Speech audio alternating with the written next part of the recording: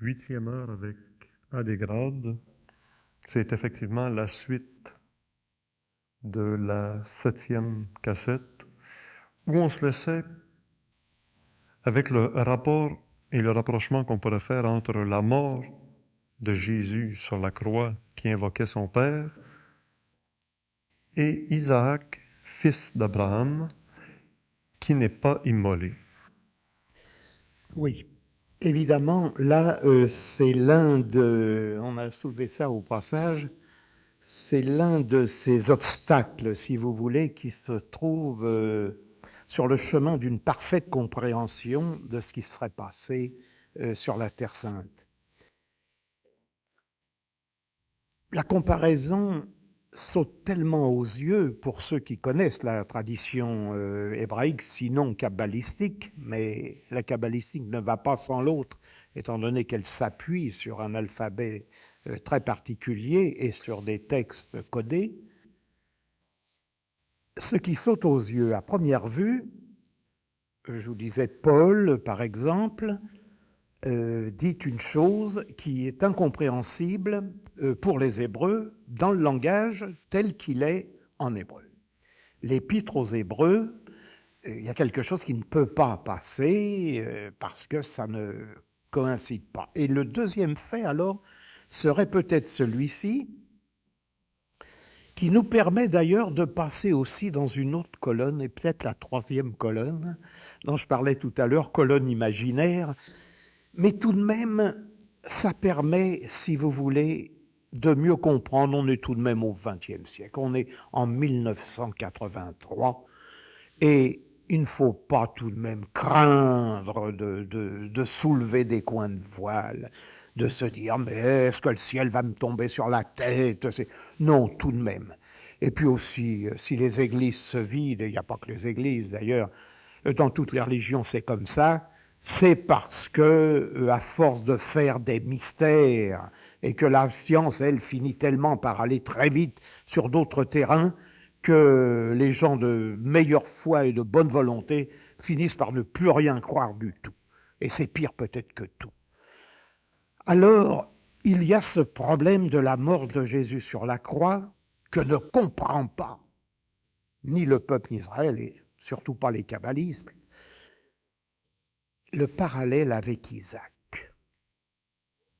C'est que les Hébreux, eux, vivent sur 3 patriarches. Je vous dis, il faut toujours se mettre à la place de l'autre si on veut comprendre le pourquoi des choses. Qui sont les 3 patriarches? Abraham, que les Hébreux appellent Abraham Avinu, c'est-à-dire Abraham notre père, Isaac et Jacob, qui deviendra Yisraël, lutteur de Dieu. C'est le même personnage.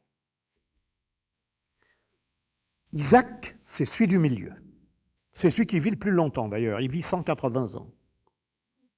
Pour quelqu'un qu'on allait sacrifier, il se porte pas mal. Il vit plus longtemps que son père Abraham et plus longtemps que son fils Yaakov. Alors, il se passe une chose. Essayez de lire même en littéral, c'est-à-dire dans ces traductions, je vous ai déjà dit 1000 fois, qui ne valent pas grand-chose parce qu'on ne peut pas traduire de l'hébreu dans une langue occidentale, sans trahir et trahir terriblement. Mais lisez même dans la traduction et faites le rapprochement. Moi, je l'ai fait pour vous dans le Nord fondamental, mais vous le trouverez ailleurs, si vous le lisez vous-même dans le Nouveau et l'Ancien Testament. Isaac va être sacrifié sur le mont Moria. Qu'est-ce que le mont Moria? En Israël, c'est le point le plus haut, c'est là où il y a le temple de Salomon, où il y a maintenant le mur du temple, Kotel Ma'aravi, qu'en Occident on appelle, je ne sais pas pourquoi, le mur des lamentations, et qui s'appelle en vérité le mur occidental, Kotel Ma'aravi, le mur de l'Occident, c'est tout. Et remarquez que le mot Ma'aravi veut dire aussi, le mot, oui, Ma'arav, donc Ma'aravi veut dire aussi confusion, Occident et confusion, c'est très curieux. L'Occident serait-il le continent de la confusion? On finit par se le demander. Mais c'est justement, il faut rétablir, il faut essayer de voir clair, d'en finir avec cette confusion. Peut-être suis-je là pour ça, après tout, je ne sais pas. Pour un petit degré, essayer de remettre le wagon sur les rails. L'Hébreu qui lit sa Torah voit qu'on parle du mont Moria. Où se trouve le temple de Salomon? C'est là où Adam a été formé du limon de la terre, le premier homme, sur le mont Moria. C'est là où Abel et Caïn ont célébré le grand sacrifice. C'est le mont des sacrifices. Isaac sait, il est déjà grand, Isaac, c'est pas un petit gamin, il est déjà grand. Il sait que son père part avec lui pour le mont des sacrifices. Et si vous lisez les commentaires de Rachi, qui n'est pas un kabbaliste, qui est un partisan du sens littéral de la Torah, Rachi vous dit que Isaac a dit à son demi-frère Ismaël, il lui a dit, si je dois être sacrifié, moi, eh bien je ferai de bon cœur, puisque si c'est l'Éternel qui le demande, je ne vois pas pourquoi je n'accepterai pas. Bien. On referme cette parenthèse qui est simplement un commentaire, mais très connu, Rachi, pour ceux qui savent ici. L'interprète de la loi, on l'appelait le Parchandata, vous savez, je vous rappelle que c'est un ancien rabbi champenois, donc français, né à Troyes, en Champagne, qui est mort dans l'an 1100 à peu près, 1105. Et c'est à lui qu'on doit d'avoir retrouvé 3000 mots de vieux français qui avaient disparu, et vous, Québécois, ça vous intéresse, puisque le vieux français, vous en connaissez quelque chose. Donc, le petit Isaac sait qu'il va vers le mont des sacrifices. Lisez bien le texte. Il charge sur son dos le bois du sacrifice. Lisez bien. Il charge sur son dos le bois du sacrifice. Il emporte le chose comme un certain personnage dont nous parlons depuis le début porte le bois. Le salut par le bois. Quelque chose d'étrange. L'arche de Noé. Le salut par le bois. Voyez, toutes ces choses sont à mettre dans des colonnes, toujours si on cherche sans préjugés, en toute objectivité, si vraiment on veut tenter d'y voir clair. Alors, Isaac monte au mont Moria avec Abraham. Ils disent ils marchèrent d'un seul cœur. Et il est sur le mont des sacrifices et il attend. Et il regarde, Abraham dispose le bois, lie, attache Isaac sur le mont Moria, le bois est autour, prépare le feu, incroyable, n'est-ce pas? Et Isaac ne bouge pas. Il est jeune, il est plein de vie. Ça vous rappelle rien, cette attitude? C'est assez étrange. Disons qu'il est soumis. Les musulmans diraient en arabe « muslim », soumis, résigné à Allah. Vous voyez, c'est leur expression, c'est pas en arabe qui correspond exactement à ça. Il est donc soumis, résigné à l'Éternel. Il se passera, mais tout de même, on vous dit qu'à un moment, il dit à son père, Abraham, il lui dit « mais où est l'agneau du sacrifice ?» Et Abraham lui dit « mon fils, l'Éternel pourvoira à l'agneau du sacrifice. » Isaac ne bouge pas, c'est lui qui est lié, il ne se défend pas malgré son extrême jeunesse, cette impulsion de vie qui est en lui. Non, il accepte, il est résigné, c'est le sacrifice par le bois, mais on vous dit qu'Abraham lève son couteau, c'est-à-dire que là, il va y avoir un holocauste, vraiment ce qu'on a appelé le sacrifice d'Abraham, mais c'est un pseudo-sacrifice car il n'a pas lieu. On parle toujours, voyez le vocabulaire, il faut être extrêmement précis, on dit le sacrifice d'Isaac. Et non, il n'y a pas de sacrifice parce que, qu'est-ce qui va se passer? À l'instant, dit la Torah, où Abraham lève son couteau sur son fils, parce que l'Éternel lui a dit, si vraiment, c'est notre alliance, c'est notre pacte, tu vas sacrifier ton fils. Et Abraham est prêt à accomplir le geste à ce moment-là. Isaac ne crie pas. Il ne crie pas. Oh là là, qu'est-ce qui se passe? Il n'appelle pas au secours, rien.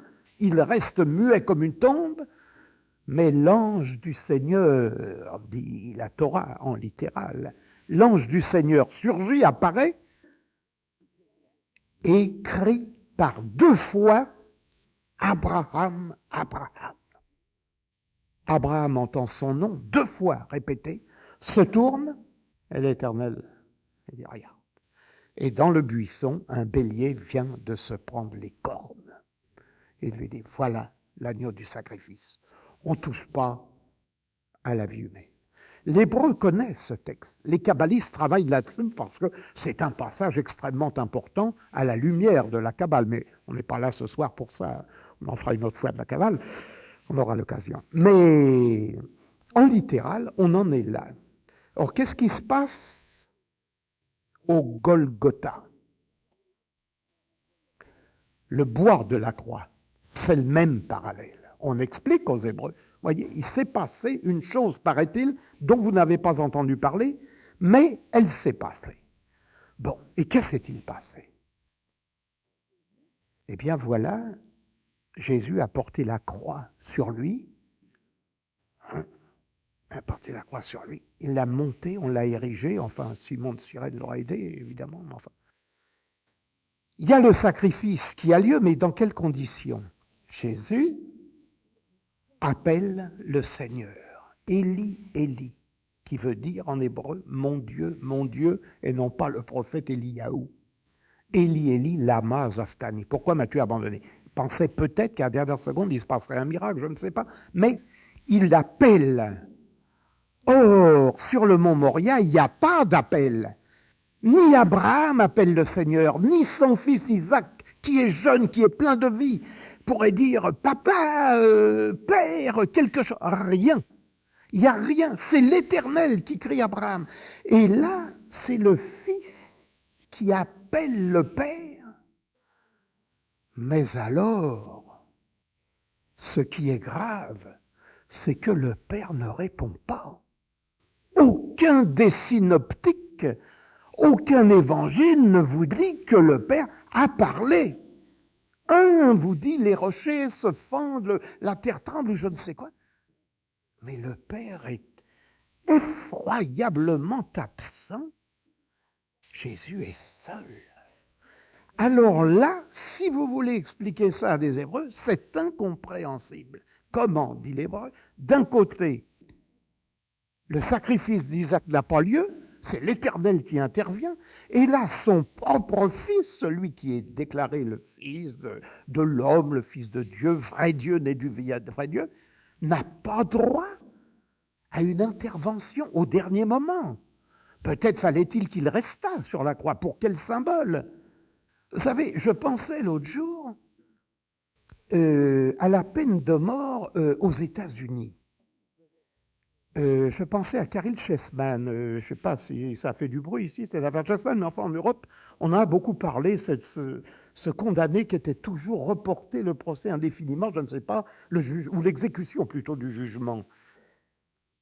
Et je disais, si Jésus avait été américain, supposons, du temps de l'électricité, est-ce qu'on aurait fait, comme pour l'exécution de Chessman, est-ce qu'on aurait fait de la chaise électrique un symbole qu'on aurait cloué dans les chambres au-dessus des lits?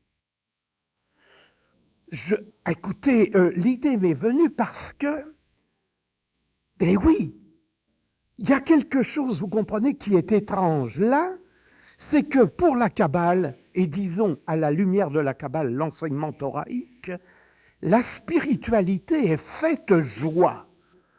Alors, comment des gens, par exemple, ceux qui ont aimé Chessman, par exemple, il y a eu des gens qui ont milité pour lui, moi je vous parle en Europe, hein, mais il était américain, et je me dis, même ces gens-là qui ont aimé Chessman ou qui voulaient le sauver, enfin, disant il a assez payé comme ça, on ne peut pas tirer avec la vie d'un homme à ce point, est-ce que ces gens-là mettraient chez eux à la tête du lit, ou porteraient autour du cou, mais alors là, une petite chaise électrique avec les lanières qui pendent, je ne sais pas, les fils électriques. C'est affolant, n'est pas? Alors, ce symbole, mais bien sûr qu'il y a un symbole dans la croix, à condition de lui enlever le cadavre. Alors, le cadavre, là, on ne comprend plus du tout. Mais la croix elle-même, alors, la signification de la croix, l'autre colonne.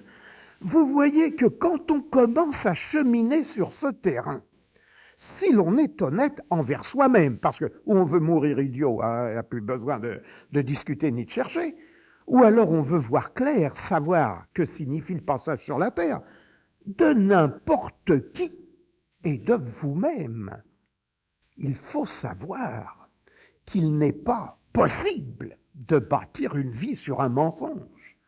Moi, je ne peux pas bâtir ma vie sur un mensonge. Je cherche. Ma quête est une quête de vérité. Alors je pense qu'on me donne, et a priori je ne dis pas « Ah, mais c'était ceci ou c'était cela ».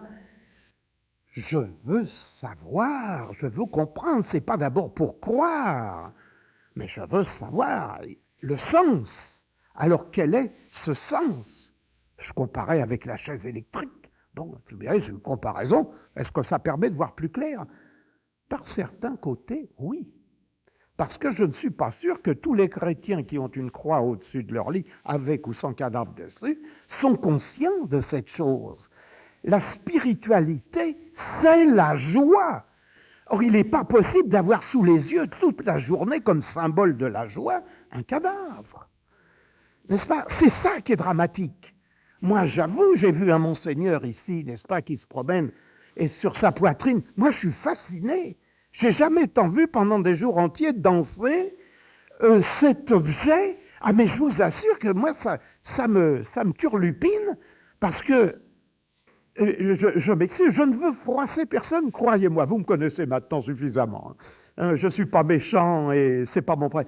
Mais moi, je suis fasciné par ce truc. À chaque fois que je vois un cadavre sur une croix, moi, ça me fait quelque chose. Non, non, je vous assure, je suis très honnête quand je vous dis ça. Et je comprends qu'on ait son option, et je tiens à ce que les gens qui ont leur option la conservent. Ils la conservent, c'est leur droit. Mais qu'ils justifient cette chose à mes yeux. Je ne peux pas avoir ce rappel à l'ordre à chaque instant où la vie n'est pas vivable. Si tous les matins on réveille, on vous dit, vous savez, vous allez mourir d'un cancer dans 3 mois. Si tous les matins au réveil on vous met que des images, disons, négatives, comment allez-vous bâtir ce monde? On ne vous a pas projeté dans ce monde pour une incarnation désuète, pour être des pantins, des robots, des golems. Eh bien, il faut vous réaliser. Pour se réaliser, il faut, comme disait Josué, Chazak vechamas, il faut être fort, il faut être puissant. Mais des images négatives vont vous permettre, au contraire, de devenir tout petit, de disparaître et de vous laisser faire. Vous n'allez plus savoir ce qu'est la vérité à force. Qu'est-ce que la vérité, disait Pilate, bien sûr, en se lavant les mains. Mais tout de même. Alors, les symboles, il faut les choisir. Quand vous prenez les symboles de différents endroits, mais vous apercevez qu'il y a des symboles traditionnels qui en valent d'autres. Alors, la croix, bien sûr. Mais il faudrait peut-être la débarrasser de quelque chose qui devient d'autant plus encombrant que si moi, chrétien, orthodoxe, protestant de quelque nature ou autre, je dis, mais il y a eu résurrection. S'il y a résurrection, voyez l'autre colonne. S'il y a résurrection, enlevez le cadavre.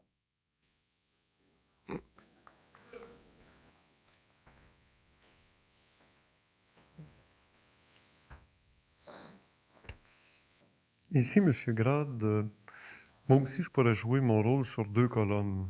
Celle de continuer à vous interviewer en gardant la plus stricte neutralité, ou celle de celui qui représente le public du Québec qui vous écoute présentement, qui se cherche ou qui cherche, mais qui a quand même, non pas la tradition de la Torah, mais la nouvelle partie du Nouveau Testament, et qui, en vous écoutant, aurait eu sûrement beaucoup de mises au point ou de questions précises à faire. Mais je peux aussi jouer le rôle de la neutralité. Et je vais peut-être continuer dans ce rôle-là pour le moment. Question d'aller encore plus loin dans la perception que vous avez du passage du Christ, mais vue justement par la tradition ésotérique et hébreu, ce qui est très important. On va profiter de votre passage pour avoir votre point de vue, qui est après nous, de notre côté, à faire une démarche personnelle. Le sermon sur la montagne fut un point tournant pour les théologiens christiques. Bon, alors, voyez, vous parlez du sermon sur la montagne, ça obligerait presque à parler de toute la différence, si différence il y a, entre ce qu'on appelle l'Ancien et le Nouveau Testament. Mais il n'y a pas de différence. Si je vous fais lire, c'est pour comprendre la Kabbale. J'ai donné, pour comprendre la Kabbale, des éléments.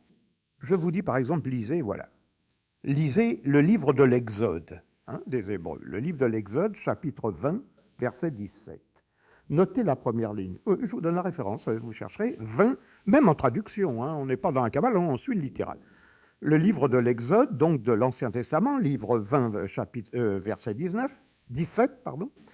Le livre des psaumes, le psaume 109, verset 31. Le psaume 37, verset 11. Je vous dis après, regardez le livre des Proverbes de Salomon. J'ai les références là. Le livre 24, verset 29.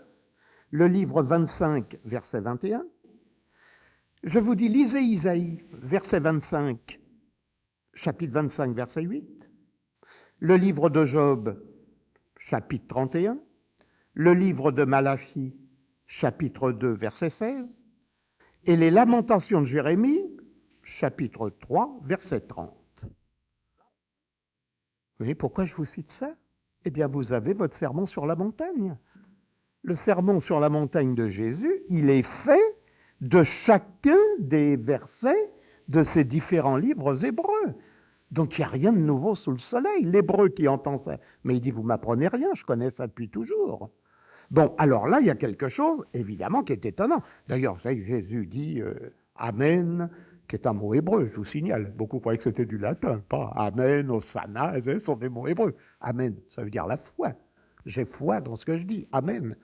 Ah oui, il faudrait peut-être l'enseigner, je ne sais pas s'il y a des théologiens ici, mais enfin, je pense qu'on aurait dû vous l'enseigner si vous ne le savez pas. « Amen », dit en hébreu Jésus.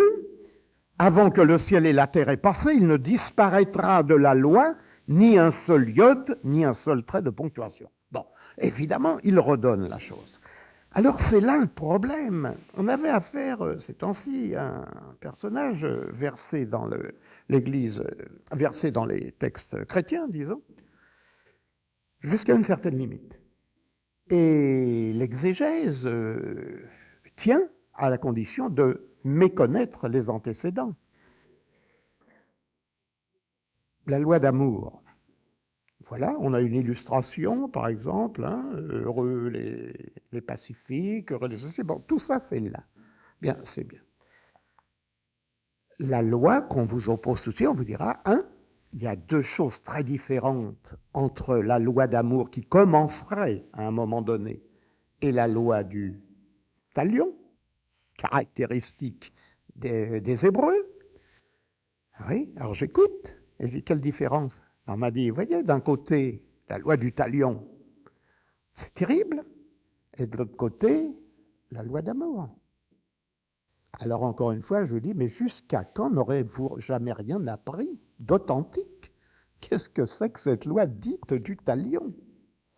Talion, ça vient du latin talis, n'est pas? Talis, tel le dommage, telle la réparation. Talis, tel.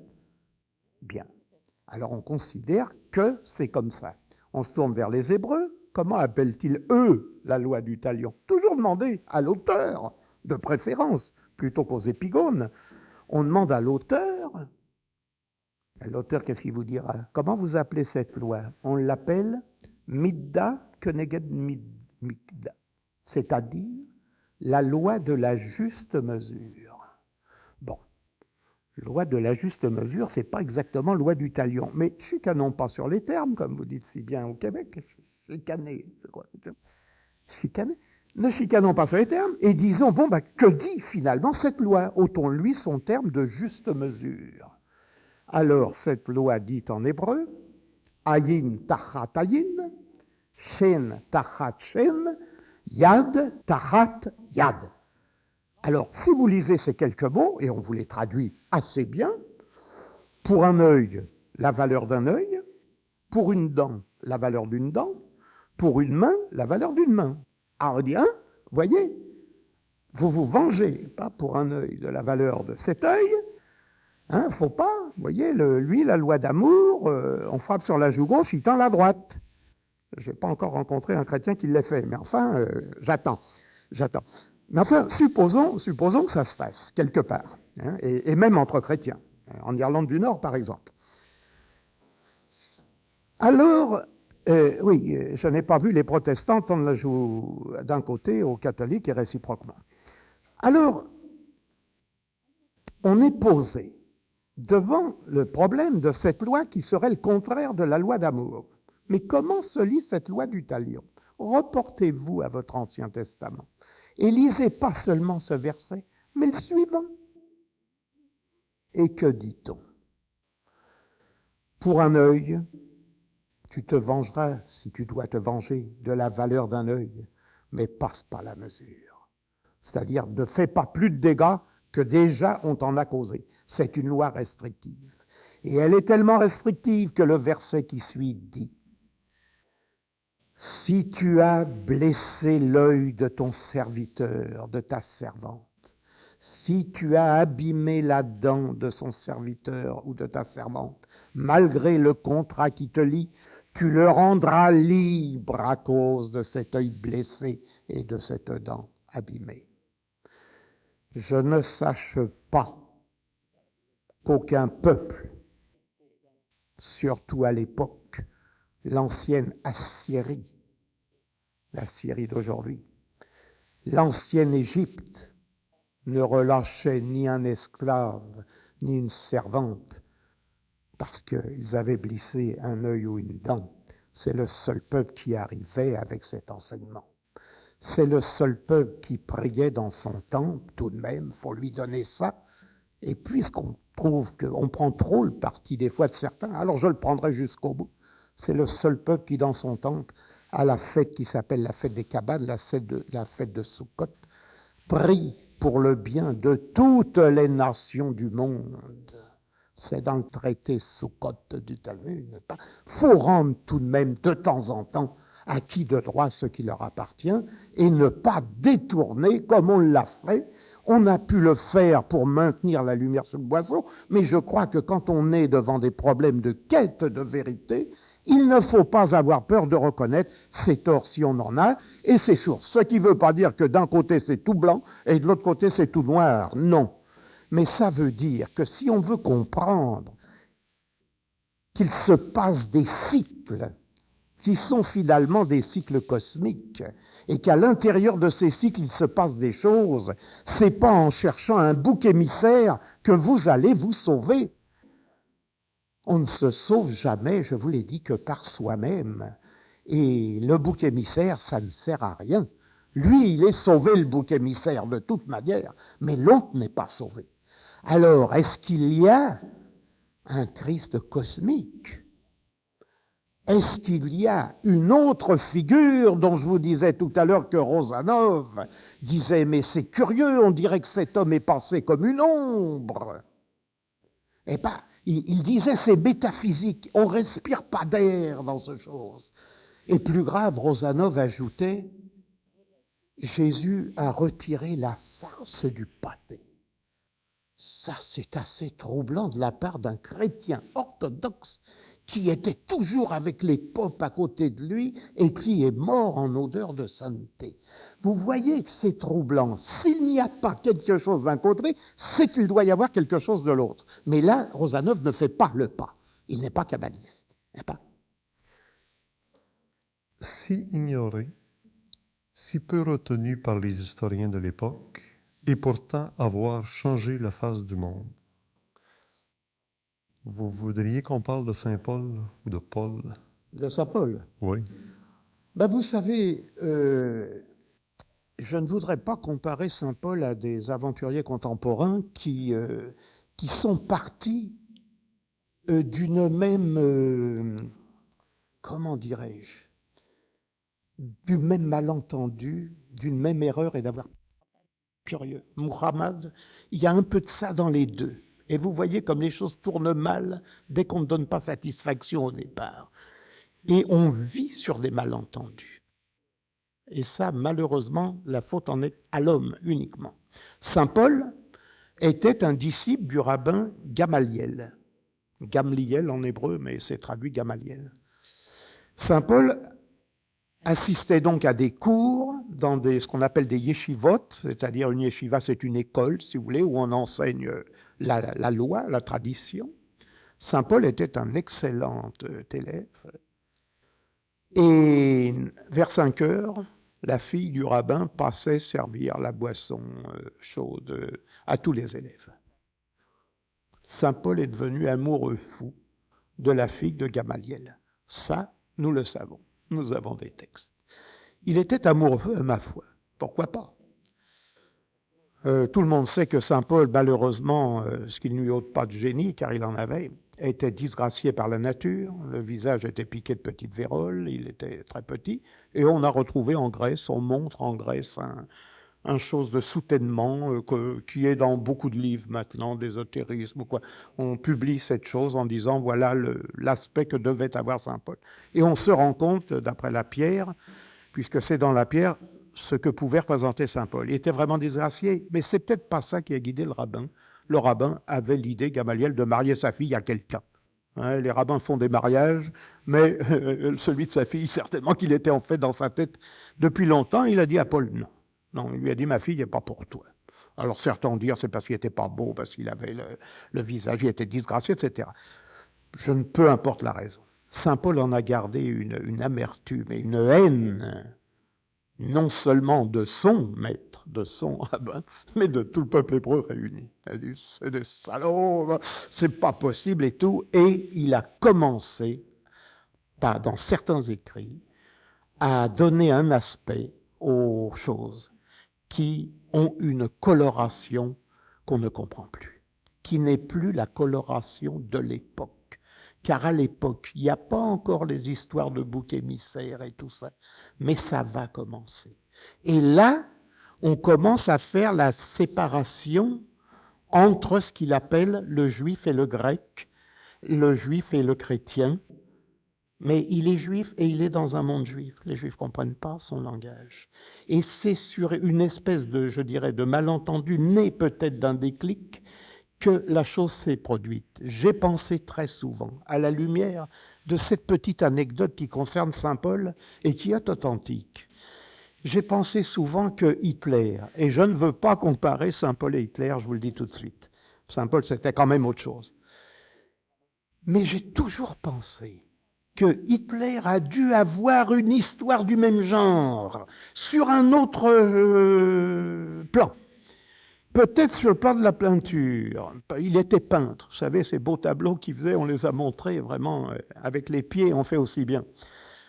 Mais ce pauvre Hitler a dû avoir une fin non-recevoir. Il devait avoir des amis juifs qui exposaient dans des galeries de peinture ou je ne sais pas.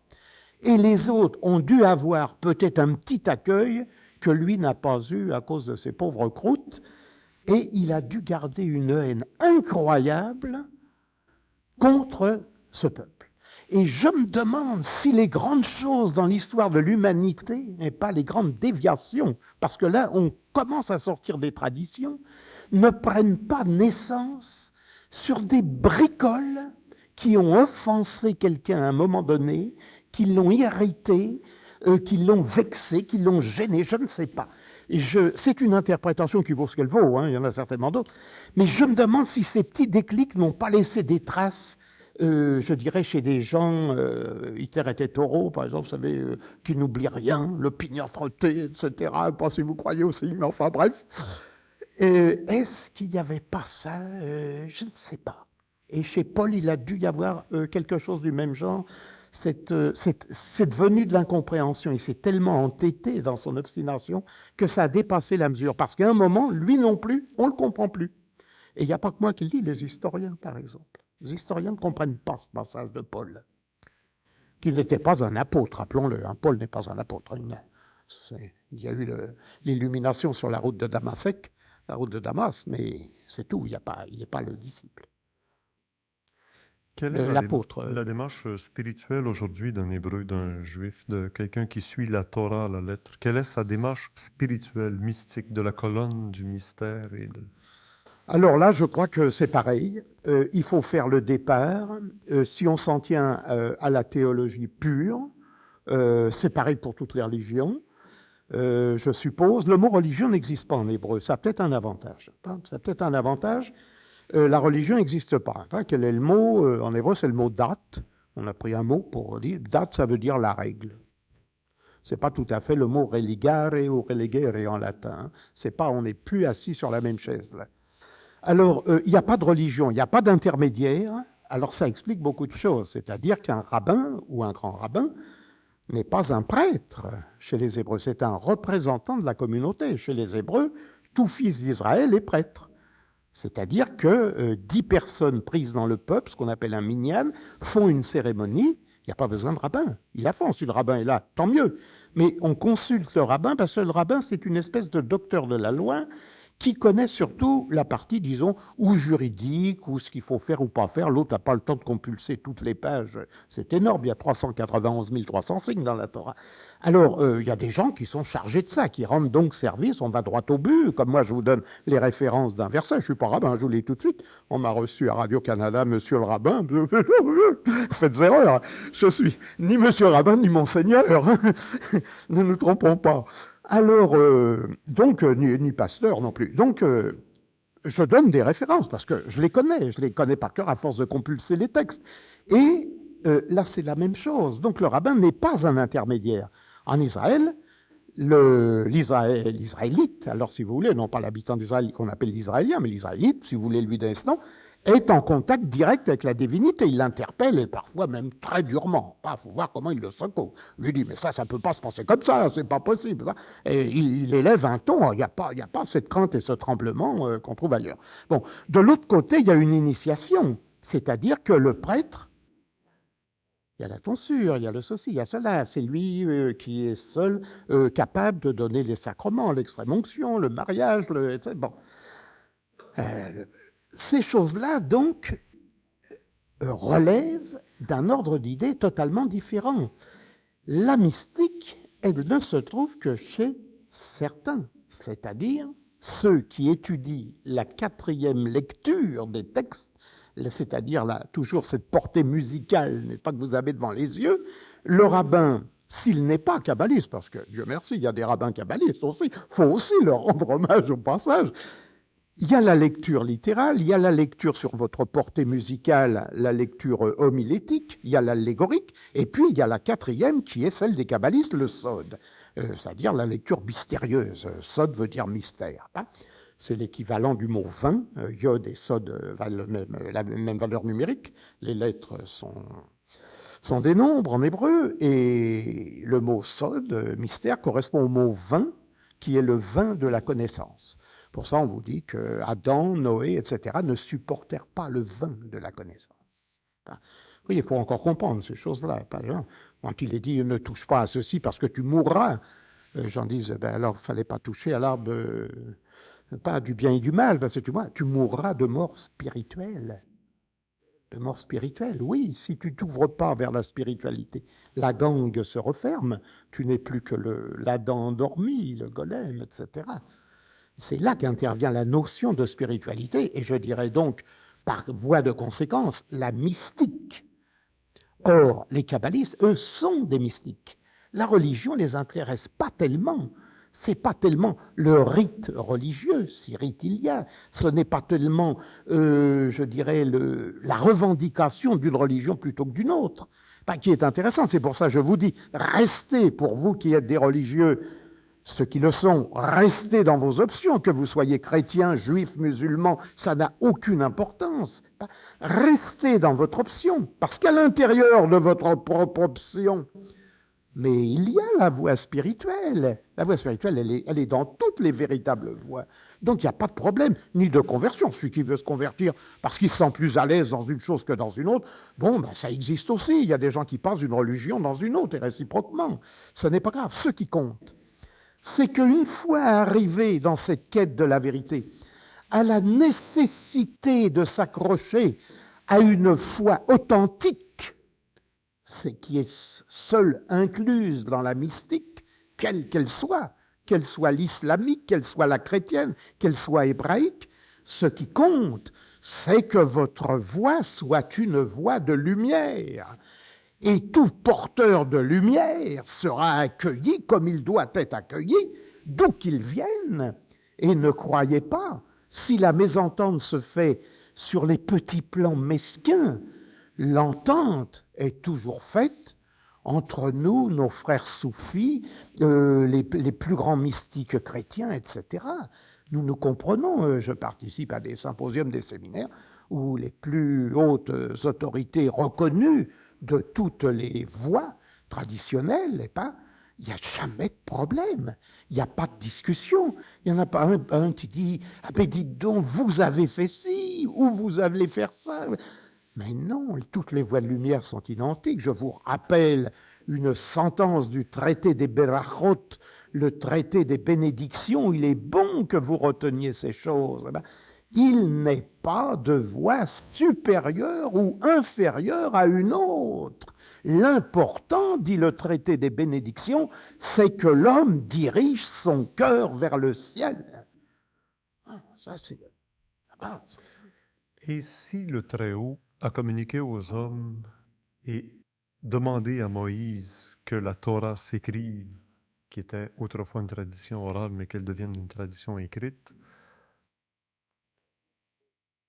ce qui, entre parenthèses, me pose une question. Est-ce que les événements racontés par la suite, après que Moïse ait écrit la Torah du passé, on retrouve après la vie de David, la vie des choses qui se sont produites après le passage de Moïse, après la vie de Moïse, ça ne faisait donc pas partie, ces choses-là, de la révélation Du comme telle. Pentateuque. La vie de Moïse, c'est le Pentateuque. Ce sont les 5 livres, Bamidbar, enfin Bereshit depuis le premier, Shemot, etc., c'est-à-dire le livre de la Genèse, Lévitique, livre des Nombres, Deutéronome, etc. Ça, c'est Moïse, les 5 livres. Il ne faut pas confondre, je crois que ce n'est pas très clair dans certains esprits, ça me paraît quand même important. Souvent, on me pose des questions et je m'aperçois que les gens ne connaissent pas l'élément de base. Ce qu'on appelle la révélation thoraïque, c'est les 5 livres de Moïse qu'on appelle, selon le terme grec, le Pentateuque. Pas les 5 livres, Pentateuque. Alors, le Pentateuque est composé de ce qu'on appelle en français le livre de la Genèse, donc le livre de l'Exode, le Lévitique, les Nombres et le Deutéronome. Ça, c'est Moïse. C'est écrit, c'est ça qui contient 391 300 signes, multiples de 26, qui est le nombre du tétragramme sacré, 2 fois 13, l'amour et l'unité. Dieu un et Dieu d'amour. Voilà la loi de Moïse, c'est ça la loi de Moïse. Et par la suite, les textes historico-romancés font partie quand même du texte sacré. Sont considérés comme textes sacrés. Alors vous avez l'ensemble, ce qu'on appelle le Ténach en hébreu, c'est l'ensemble de la Torah, ces 5 livres dont je viens de parler, les Nevi'im, c'est-à-dire les prophètes, les grands prophètes, les petits prophètes, n'est-ce pas, les prophètes mineurs, et puis les hagiographes, les ketuvim, qu'on peut traduire par hagiographes. Ce sont les rouleaux, le rouleau d'Esther, où le nom de la divinité n'est jamais mentionné, pas une seule fois. Il est secret, on ne le connaît pas, donc on ne le mentionne pas. Le Shirachirim, le Cantique des Cantiques de Salomon, des tas de rouleaux, Daniel, les chroniques, etc. Voilà. Alors tout ça, ça forme ce que vous appelez en Occident l'Ancien Testament et que les Hébreux appellent le Tanakh. Le Tanakh, c'est l'ensemble de tous ces livres-là, pas les livres qui sont reconnus canoniques, disons. Et à l'époque du Christ jusqu'à maintenant, s'est-il rajouté d'autres éléments? Ah non, absolument pas. Non, il y a eu... Donc, au passage du Christ, l'Ancien Testament s'est arrêté et aussi l'enseignement hébreu authentique. Les prophètes, ça s'est arrêté avec les prophètes. Ça s'est arrêté avec le passage du Christ. Curieux de hasard. Bon, évidemment, là, il y a une... Non, mais ça ne s'arrête pas exactement à ce moment-là. Parce que déjà, 50 ans avant Jésus, Hillel, qui est un rabbi très connu d'Israël, beaucoup plus connu que Jésus de Nazareth pour Israël, Hillel qui est toujours avec chamaille, et je crois que le mot se chamailler doit venir du nom de ce rabbi, parce qu'il se chamaillait toujours sur bien des choses. L'un disait non, il faut tourner la rue à gauche, l'autre disait non, il faut la tourner à droite. Ça, c'était l'histoire Hillel Shammai. Et Hillel, qui vivait 50 ans donc avant Jésus, tout était condensé. Après, disons, au 1er siècle de notre ère, c'était définitif. Il y avait quelque chose, mais il n'y avait aucune allusion à un autre prophète. Ils ont considéré que l'époque des prophètes était révolue, qu'il n'y avait plus de vrais prophètes. Pour eux, ça s'est arrêté là, ce qu'ils appellent la lignée des prophètes d'Israël, ce qui fait que vous avez, je crois, en Israël, des gens qui acceptent Jésus comme docteur de la loi. Ça existe, oui, j'en connais en Israël qui acceptent des Hébreux d'Israël, des Israéliens, qui acceptent Jésus comme docteur de la loi, mais qui ne lui reconnaissent pas qualité de prophète, parce qu'ils disent non, il a annoncé, un prophète ne peut pas se tromper. Alors il a dit, cette génération ne passera pas, que vous verrez ces choses, c'est-à-dire la libération d'Israël. Les Hébreux disent non, depuis 2000 ans, on n'a pas été libérés, ça date de 48. Vous voyez, la création de l'État d'Israël. Alors ils ont des choses, alors il y a des sectes qui tournent autour de ces choses. Vous savez, le problème de Jésus est débattu par ces gens-là de différentes manières. Il y a différentes optiques pour l'aborder. L'un en fonction disant c'était un docteur de la loi, il n'y a aucun doute. L'autre, oui, mais du fait qu'il n'était pas prophète, bon, alors mettons-le parmi les docteurs. Les autres disent non, nous, on n'a pas entendu parler de lui. Vous voyez les nuances? Le principe de base du passage du Christ semble être l'humilité et l'absence de gens intelligents autour de lui, l'absence d'historiens qui suivent à pas tout ce qu'il fait, l'absence d'informations journalistiques et journalières, si bien que la plupart des évangiles synoptiques ont été écrits longtemps après sa mort, 30 ans ou 40 ans ou un siècle après sa mort. Donc on manque d'informations de premier ordre, comme les Hébreux étaient habitués d'avoir, on suivait à pas. C'est ça, oui. C'est ça qui, je vous disais, est à mettre dans une colonne la non-mention d'événements qui auraient été considérables, comme, je pense, la sortie, je crois que ça, mais la sortie des cadavres dans les sépulcres, et rentrant en rang, les morts défilant dans Jérusalem. Voilà, vous voyez, des choses comme ça, par exemple. L'étoile des mages à la naissance de Jésus, on n'en mentionne pas. Non, du tout, du tout. Non, ça aurait dû être vu par tout le monde. Oui, évidemment, évidemment. Oui, c'est ça qui est troublant. Que pensez-vous du Saint-Suaire, du Suaire de Turin? Alors, à mettre dans la colonne de gauche. À mettre dans la colonne de gauche, si j'ai placé à gauche, si vous voulez, les éléments qui commencent à vous faire réfléchir, par exemple là-dessus. Je crois le Saint-Suaire de Turin authentique. Je le crois authentique d'après tout ce que j'ai vu sur les études qui ont été faites en Italie, le photographe qui a pris les négatifs, qui les a montrés, et tout ce qui a pu être vérifié après coup. Il y a quelque chose. Là, il y a quelque chose. Est-ce bien Jésus? Est-ce Jésus de Nazareth? C'est un crucifié, ça n'a pas l'air de faire de doute. Est-ce que c'est bien le Saint-Suaire? Est-ce que c'est à mettre dans la colonne de gauche? Yahshua, qu'on a appelé Jésus, portait ce nom parce qu'on lui avait dit à la mère Marie de lui donner ce nom en souvenir de celui qui avait arrêté le soleil. Vous pouvez nous rappeler un peu l'anecdote de Yahshua, Josué qui arrêta le soleil? Oui, au-dessus de la vallée de Gabaon. On arrête le soleil. Vous savez, c'est une chose qui se passe assez souvent. On vous dit que les Hébreux, n'est-ce pas, ne croyaient pas à l'astrologie. On condamne officiellement en Israël l'astrologie. Moi, je peux vous citer des grands docteurs de la loi, Maïmonide, Rachi, dont on parlait tout à l'heure, qui ne condamnent pas du tout l'astrologie, au contraire, qui en tiennent compte. Et ils en tiennent d'autant plus compte que cette histoire d'arrêt du soleil qui paraît incroyable. Vous avez le fait des bras de Moïse qui se lèvent et qu'on soutient de chaque côté. C'est ces petites choses dans la Bible qui n'ont l'air de rien, mais qui sont importantes. On vous dit, pour maintenir le combat d'un côté, il fallait que les bras de Moïse fussent soutenus. Pour défaire les Amalécites, il fallait que Josué arrêtât le soleil. Comment ça se passe, cette histoire? Quelle est la tradition qui explique des choses aussi incroyables que l'arrêt du soleil? Ben, c'est facile. La tradition kabbalistique dit ceci dans les commentaires, et même une traduction semi-littérale dit voilà, les Amalécites, c'est-à-dire le Troisième Reich de l'époque, n'est-ce pas? Je vous donne des images contemporaines. Le Troisième Reich du Moyen-Orient de l'époque, les Amalécites, Amalek était leur chef, c'est pour ça qu'on les appelait les Amalécites. Les Amalécites étaient des astrologues fantastiques, des astrologues distingués.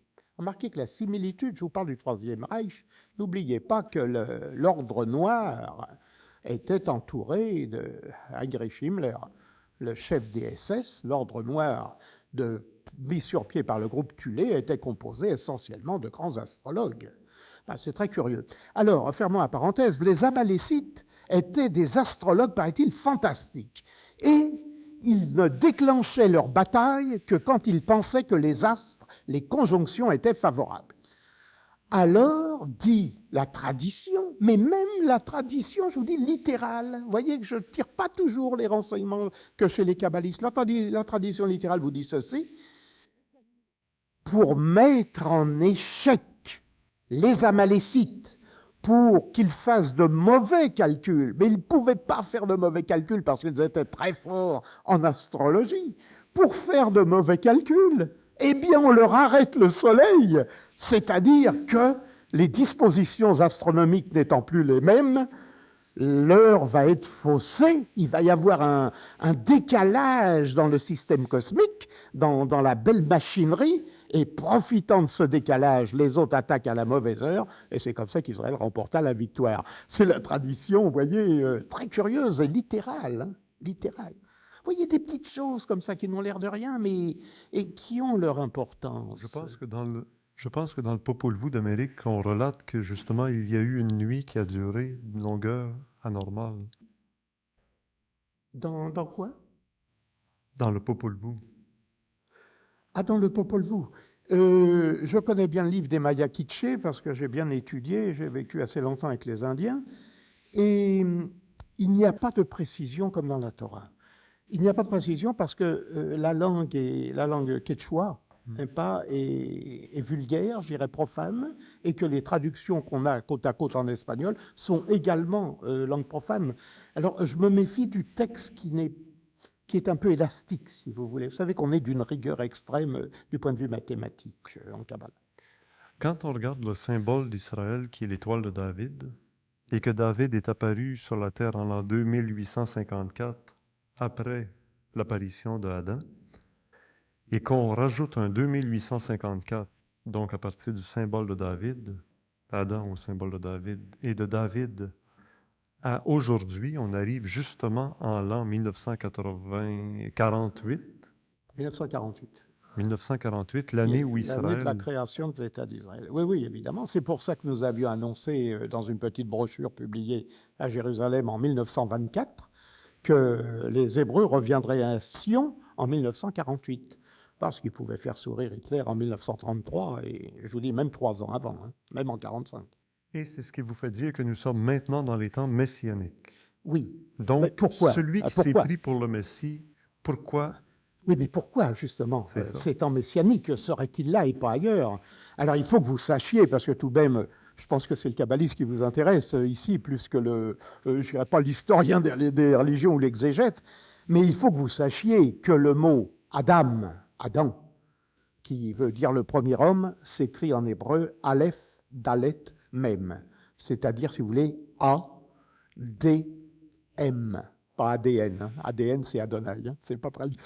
A-D-M, en traduction profane, hein, phonétique. Je vous rappelle, mais je vous l'expliquerai à ceux qui participent au séminaire, qu'il n'y a pas de lettre A en hébreu, il n'y a pas de voyelle. Mais c'est A à cause de la phonétisation du petit signe qui est placé sous la lettre. A veut dire Adam. D, Dalet, veut dire David, c'est d'ailleurs le signe de David, la lettre D, Dalet. D veut dire David, et M, le final du premier homme, veut dire Mashiach en hébreu, c'est-à-dire Messie. Vous voyez que même en traduction française, les lettres coïncident, car on traduit David par David, on traduit Adam par Adam, on traduit Messie par Mashiach par Messie. Donc on retrouve les 3 lettres. Alors, le D est au milieu du nom d'Adam, ce qui veut dire que le Mashiach, le Messie, viendra dans le laps de temps qui est égal à celui qui sépare Adam de David, c'est-à-dire 2894 années, 2854 années, qui est le chiffre que vous avez donné, et on savait, en ajoutant le même nombre d'années, que le M de Mashiach, de Messie, serait 1948. On n'avait pas besoin de sortir de Polytechnique ni de Saint-Cyr pour trouver ça. Et voilà pourquoi nous estimons que les temps messianiques sont commencés, d'abord parce qu'il est dit, quand le Messie viendra, Israël sera libéré. Qu'est-ce que c'est que le Messie pour Israël? Il faut s'entendre aussi sur les mots, n'est-ce pas? On dit aussi, puisque le sujet que vous avez souhaité, c'est Jésus de Nazareth, pourquoi ne serait-il pas le Messie du point de vue d'Israël? Peut-être pour le reste de l'humanité, mais du point de vue d'Israël. Parce que la première chose qui est dite en Israël, c'est eux qui parlent du Messie, les premiers. Sans eux, on ne saurait pas ce qu'est le mot Messie, Mashiach. Bon, Israël dit, quand le Messie viendra, ce sera la libération de notre peuple. Et à partir de nous, commencera la libération de toute l'humanité. Le loup cohabitera avec l'agneau, il n'y aura plus de guerre, les épées seront transformées en socs de charrue, etc. Donc, les Hébreux, ne voyant pas venir ce libérateur d'Israël du temps des Romains, puisqu'au contraire, en 70, c'est le temple qui est rasé, n'est pas le second temple de Jérusalem qui est détruit, c'est l'éparpillement d'Israël dans le monde, sa diaspora, peut-être pour des raisons de transmission mystique, ça c'est autre chose, mais historiquement parlant, on ne voit que ça. Alors, il faut comprendre que le mot Messie a un sens. Le premier qui porte le nom de Oint du Seigneur en Israël, c'est Cyrus, le roi des Perses. Mais bien sûr, il est appelé, même en littéral, prenez vos Bibles, dans l'Ancien Testament, en traduction littérale, on l'appelle Oint du Seigneur. Pourquoi? Mais parce que Cyrus, c'est l'envoyé du ciel. Il permet aux Hébreux prisonniers en Babylonie en moins 586 par Nabuchodonosor de revenir rebâtir le temple de Jérusalem. Ils l'ont donc appelé le Messie, oint du Seigneur. Voyez à qui les Hébreux donnent le nom de Messie? Au roi des Perses. Parce que pour eux, ils voient s'édifier leur temple. Et en plus, il fait restituer tout ce qui leur a été volé dans le temple par Nabuchodonosor, c'est-à-dire les ustensiles d'argent, d'or, etc. Et c'est avec ça qu'ils rebâtissent le temple. Oint vient-il du mot Christus? Dont on a fait le mot Christos, c'est ça, et donc qu'on a traduit après Christ, tout court. Mais en vérité, c'est oint du Seigneur, celui qui a reçu l'onction d'en haut. Et pour eux, c'était Cyrus. Et Cyrus, c'est bien avant Jésus. Alors il s'est passé autre chose. Après Cyrus, le fils de Cyrus, qui s'appelle Cambyse. Et il y a une allusion formidable entre le soleil de Cambyse, n'est-ce pas, au point de vue traditionnel. Mais je pense qu'il y a des gens ici qui sont informés sur ces mystères de toutes les traditions, pas seulement la nôtre. Mais revenons au Messie, justement.